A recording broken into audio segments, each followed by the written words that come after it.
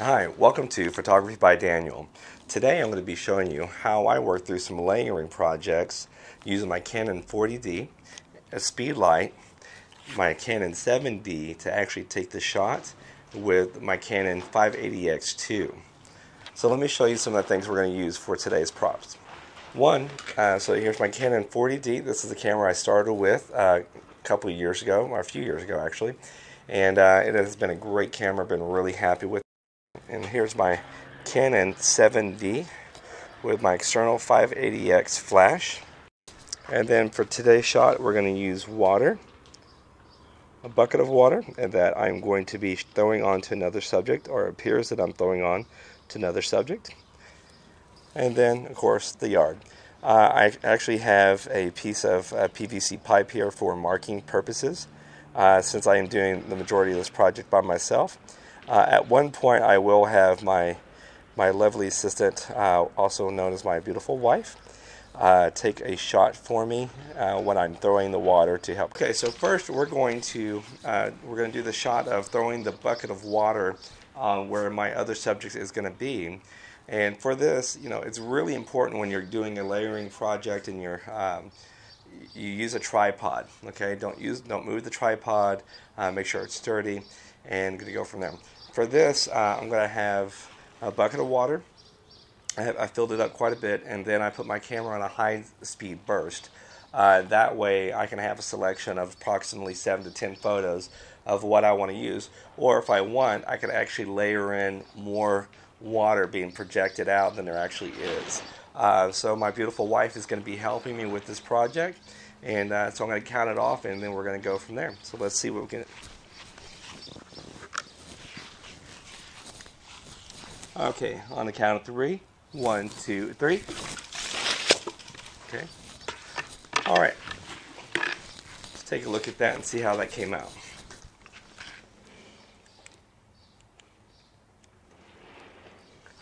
Okay, that turned out perfect. Okay, so it's going to turn out really well.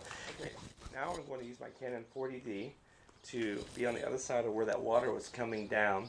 And once again, I'm going to have my wife take the shot for me. Now I could also do this using a timer. I do quite a few shots by myself. I'll use a timer or a remote. And what I'm going to do is to get it right is I have my Canon 580EX2 as a master flash right now, and I have this one as a slave. So hopefully when the camera actually exposes, that is going to capture the light bursting. Okay, so get into position here.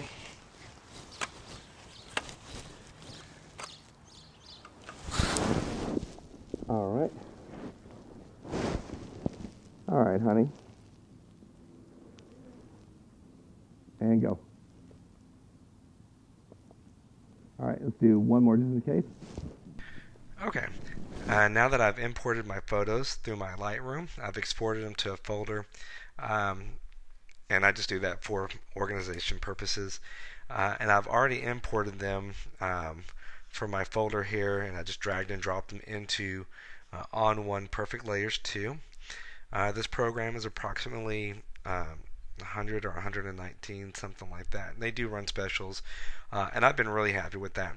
Also, they do have a Perfect Suite 7 that does have layers in there. However, I just like how this one works, for me. So anyways, okay, so I went ahead. This is one of the first shots that I've taken, and I want to do that. So this is my base photo. So now I'm going to go ahead and start the process of layering in. I've already took the liberty of the few photos that I'm going to layer. Out of the 9 that I selected, I've narrowed it down to these 5. So this is what I'm going to be using, and so let's get started. Alright, so that pipe, I use that. I do a lot of things, like I said, by myself often, so I'll use markers.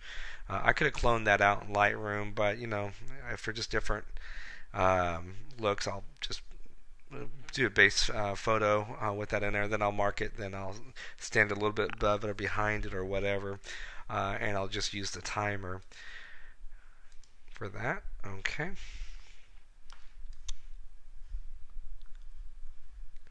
Now this is something I was going to point out earlier. This purple, I don't know why that decided to pick up in this one shot, but it did, so that's okay. We're just going to go ahead and layer it out like so.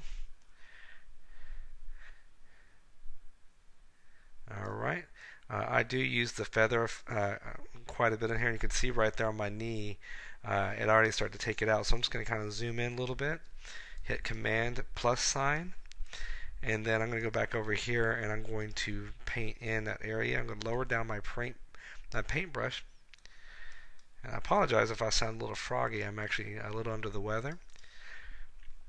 And don't pay attention to my yard with the weeds and stuff. It is early spring here in North Texas, and I have a choice of photography or pulling weeds. You know, choices. Okay. Now, what's wrong with this photo? There's a small problem here, and that is I am missing my leg. So I'm going to go ahead and paint that back in, like so. Okay, another thing is I don't like the starburst here, so I'm just going to kind of just paint them out a little bit, but that's just, see how that's just so noticeable?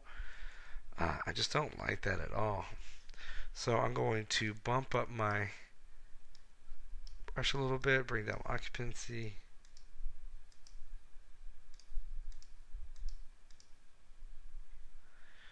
I mean, a little bit's not bad, but I just think it's distracting. And instead of just holding down my paintbrush and just going down, I just kind of position it where I want it, and then I just kind of do that. And the reason why I'm kind of going above and around is so this actual light is a little more curved instead of just like, you know, with dents in it. Okay, cool. So that looks a lot better in my opinion. Great thing about art, it is all subjective to the artist. Okay, so I like this photo because I like these splashes right here and this water coming down. So I'm just going to go ahead and bump up my brush size again, and I'll just paint everything back out. And I need to bump up my back up because I can see a little ghost.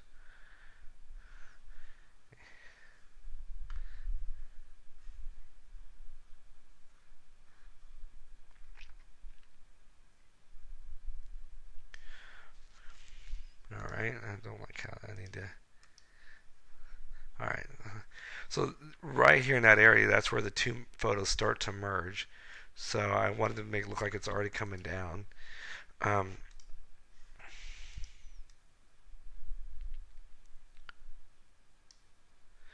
Okay, this is where I will come in a little bit closer. Another thing that's good that when you're doing this is you can use like a, you know, bamboo tablet or if you wish, and however you want to do it.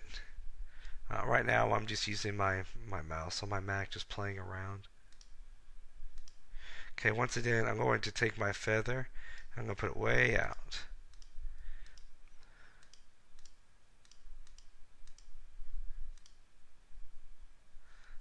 Bump up my brush size just a little bit.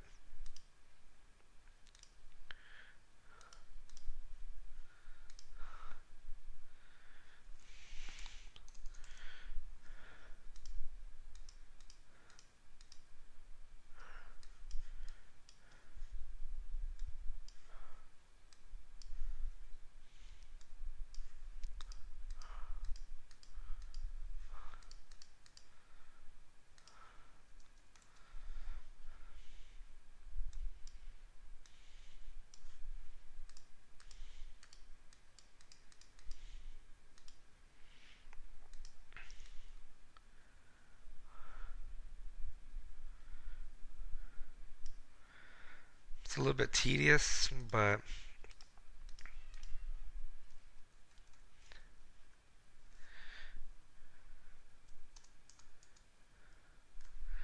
okay, I'm going to do the same thing over here, just a little bit on my other foot.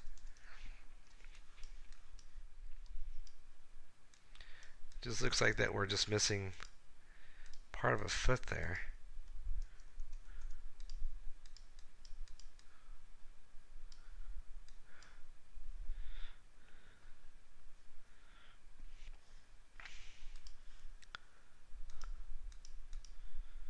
Okay, I think that's going to work better for us. I mean, this is not a award-winning photo or anything like that. I'm just trying to, give you guys some ideas to illustrate how you can get these shots. Okay, and then next, let's see what we got going on here on the next layer. And then once again, I'm just going to utilize some of these droplets over here.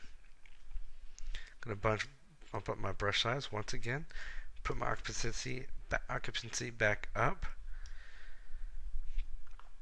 And sorry, paint out here.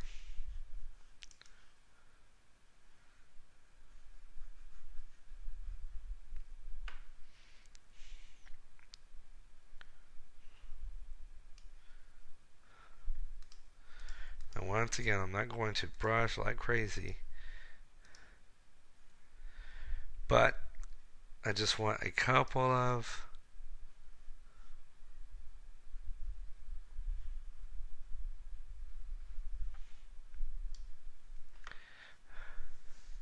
shots. Now you see that right there? I missed that in an earlier shot, so we need to go back and take that, figure out where it's at.